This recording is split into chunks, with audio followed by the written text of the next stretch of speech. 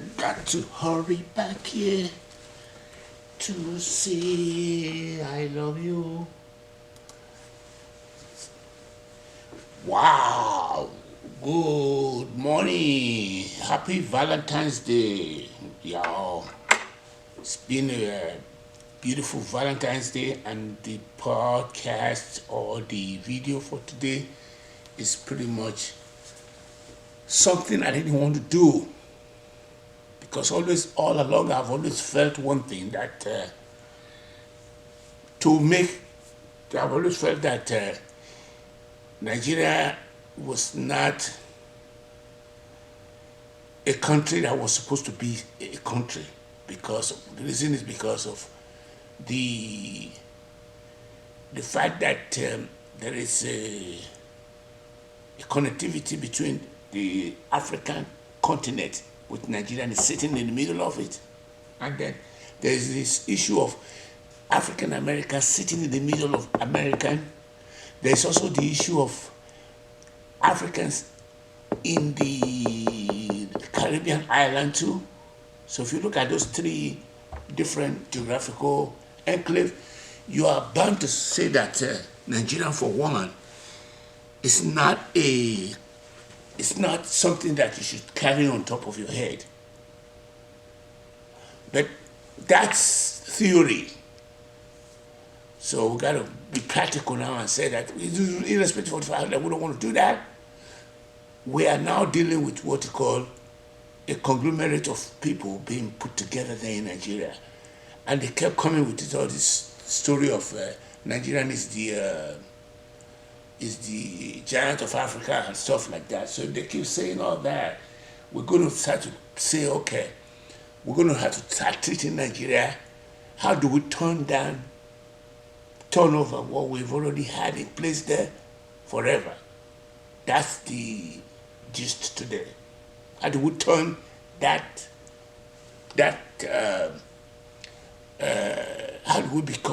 do I become what you call a turnaround consultant and go around and turn Nigeria around in the next, back to the way other countries are run? That's the challenge that I have for today. But I'm going from the ground zero that if we can turn, knowing that the Nigerian system was there over the years, and African being the first land where humanity started, it then gives us a room for a little bit of maneuvering there, because when human beings started there was this idea of other people coming in to come and throw the women under the bus inside Africa. And those same people that throw the women under the bus are the same people that throw people of African descent in Africa under the bus too. So we have two main issues at hand there.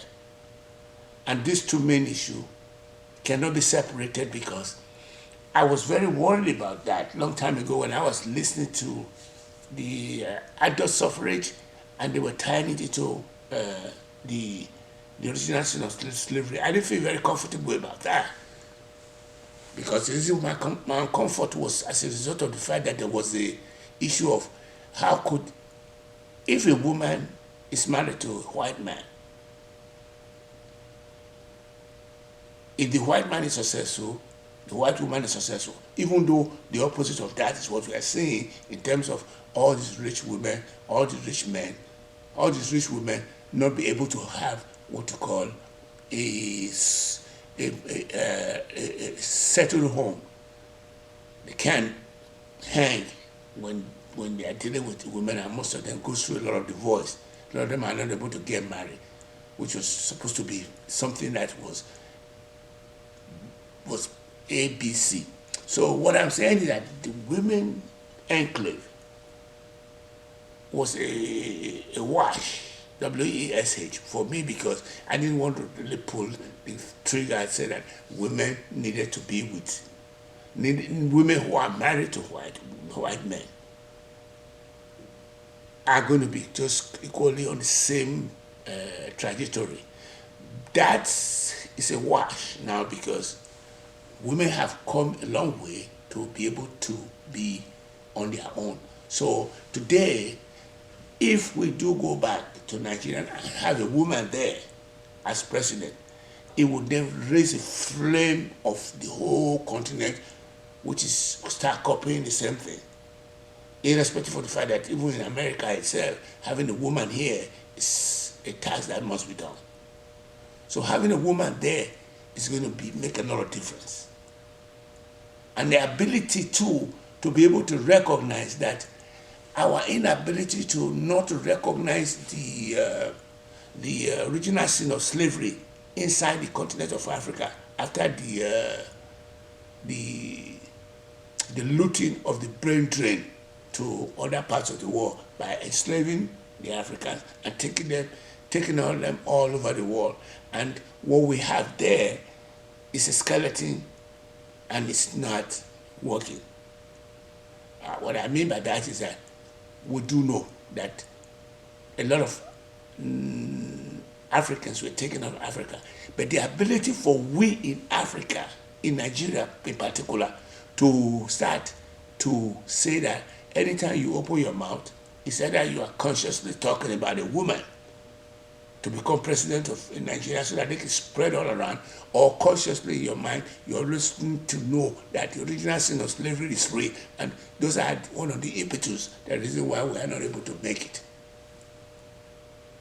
So the third solution that we have in place is also related to what we call the science, technology, engineering, and mathematics. In that context, we are using what we call .ESC as our foundation signpost. We're also using what we call the science, technology, engineering, and math. And we're looking at it from the angle of how can you remove pain points, be able to technologically advance the country there. At least to say that all along, if you've been listen to my clip, you must have come across issue where I was saying that, oh, this boy knew that we were the one that had the science under our belt dated to primordial time. But we got switched. There was a switch and bait where people came in and then took our science that we had. Our science was a little bit in the ligament of, for example, we have what you call the tentacles that hold science together. We may have gone to the extreme of considering them as small gods. Like, for example, if you take Nifa, that's almost like what you call artificial intelligence. If you take Ogun, you're talking about quantum mechanics, quantum physics, quantum computer. The list can go on and on and on and on and on. And those were considered to be smaller God. The reason I'm bringing up this is everything, all contemporary things or development that is currently in place were all all started in Africa. I'm not making that up. I don't want people are going to argue from head to toe, but it is what it is. That's what it is. That's what we need to be able to have in our heart. I did put a script together, and the script together was turning Nigerian around, a vision for progress. Let me see. And in the open shot, I'm going to try and see whether in the voiceover, I want to say, in order to transform Nigeria, the following are the propositions. Elect a woman to become president of Nigeria. It's a task that must be done. Hey, so be, hey. Kadita seke man na mokola goradia.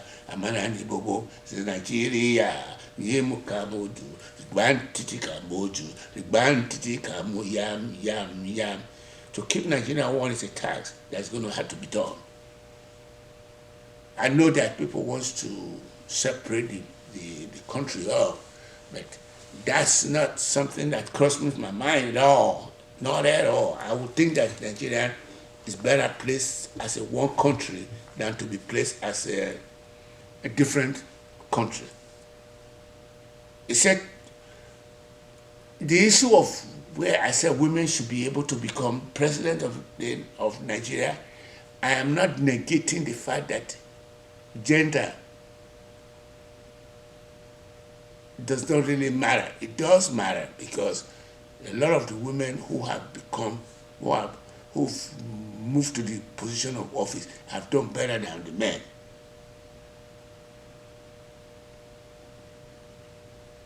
This can bring a lot of diverse perspective and positive change to the entire world, in Nigeria in particular. I said acknowledge the legacy of slavery. I said something about that. The legacy of slavery has not done us any good. It's a bad wind that blows us back, and we cannot continue in this manner. I said, in investing in STEM, in the science, technology, and mathematics, we need to invest in STEM as a key velocity. It will open the potential in the global economy because that's where we are lacking. Then let's cycle back again to the novel that I have written, because the people in the diaspora need to read that novel. People that are listening to me right now, the Nigerians who are placing their bet on, when they're discussing about Nigeria, they kept talking about how much money the government is